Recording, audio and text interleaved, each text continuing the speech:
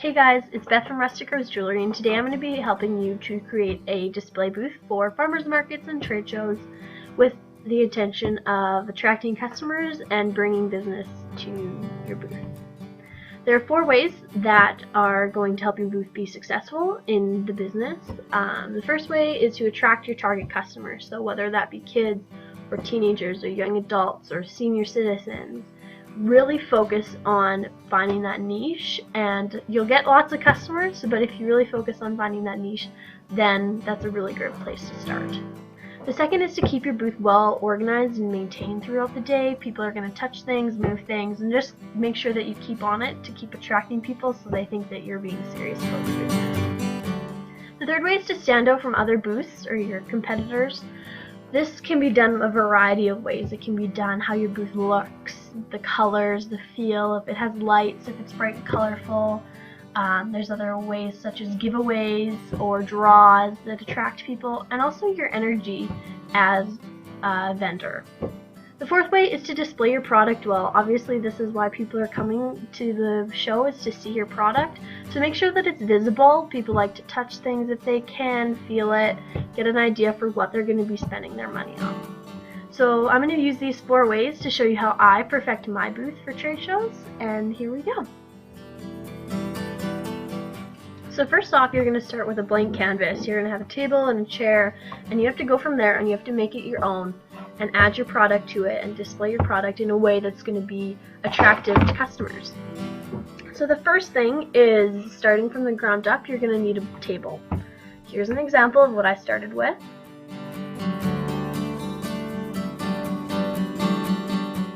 So the next thing is a tablecloth. It is kind of important to have a tablecloth because it does set a tone of professionalism, it makes your theme of your table go over, and it just creates an overall effect that you know what you're doing and you're doing a good job and you're putting in a lot of effort to it. So I chose a burlap tablecloth just because it kind of fits in with my rustic theme, and I want to stay with that theme and carry it out throughout my entire table. So after I get a tablecloth, then your next most important thing is the way you're going to display your product. For me, I have chosen to build most of my product displays. I have turned in an old door into a giant display board that I have pegs in that I hang up most of my jewelry. I also have a few different things like an old can for my earrings and different things just to kind of stagger out the look to catch people's attention so it's not all the same. So here's a picture of the next step that I chose and how I decided to make my table look with the next step of adding a tablecloth in my product displays. One thing to think about when creating your booth and the overall look is the importance of having a sign that says your name, maybe your contact address. For me, I used to have a big banner that had my social media and my contact and all that information, and I recently just changed it to a simple banner that says Rustic Rose, and then I accompany that with my business cards, which I am sure to give to every person that stops at my booth. Here are some photos of the small touches that I add to my booth just to create a sense of rusticness and a theme that I really want to carry throughout my booth.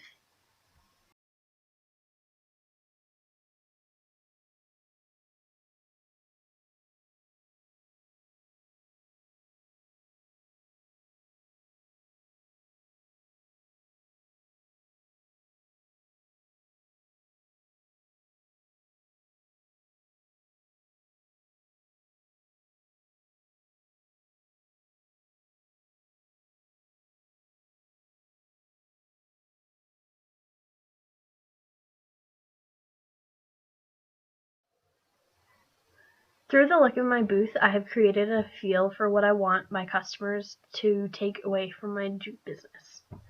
I have created this feel, this sense of rusticness, this sense of westernness that accompanies my jewelry, and hopefully my customers will think of my booth and will think of me when they wear their jewelry, and hopefully they will share it with their friends. A few extra tips for creating a booth that catches people's eyes, that people are drawn to, that they want to look at your products, see what you have to offer. A really big one is the prices. Right now, everyone is concerned with how much everything costs. All of my products are under $30. Although I don't advertise that, I do clearly state my products prices on a chalkboard or on little picture frames, just so that customers don't have to ask, because chances are if they have to ask, then they won't ask, and that in turn means they won't buy. So that's something to keep in mind, is even if you have everything individually tagged, it really helps customers to make a decision that is more in favor of purchasing the product. The second is to take feedback from customers. Sometimes it can be hard and sometimes it can be slightly discouraging, but every bit helps, and to take feedback from friends, family, everything can help you improve your business and improve yourself as an entrepreneur.